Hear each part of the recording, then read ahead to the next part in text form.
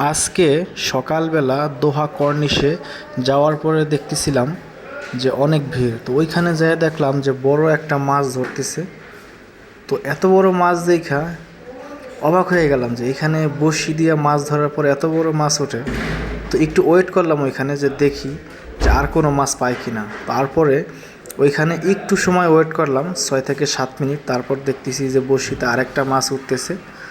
তো ওই মাছটাই এখন আমরা দেখব যে কত বড় মাছ ওটা ওঠে। উনি যেভাবে টান দিছে ওনার টান দেখা আমি তো ভাবছি যে কত বড়ই না মাছ। তো একটু ওয়েট করেন, আপনারাও দেখতে পারবেন যে ওনার মাছটা কত বড় হয়।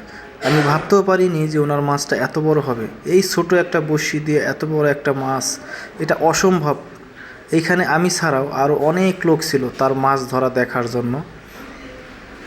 উনি একজন মিশরি, অনেক ভালো মাছ ধরতে পারে। তার ঈদের দিন আমাদের সব বন্ধু বান্ধব মিলে আমরা কর্নেশে গেছিলাম ঘোরার জন্য। তো ওইখানে যাওয়ার পরেই এরকম দেখতেছিলাম যে উনি কত বড় একটা মাছ ধরতেছিল। এই দেখেন মাছটা উঠা পড়ছে, দেখেন আপনারা এই মাছটা আপনারা দেখেন যে কত বড় একটা মাছ। এই ছোট একটা বড়শি দিয়ে এত বড় একটা মাছ সমুদ্র থেকে ধরা, এটা আসলে অবাকই লাগলো যে উনি মনে হয় এই পর্যন্ত প্রায় 60 থেকে 70টা মাছ ধরছে প্রায় 2 থেকে 2.5 ঘন্টা সময়ের ভিতরে।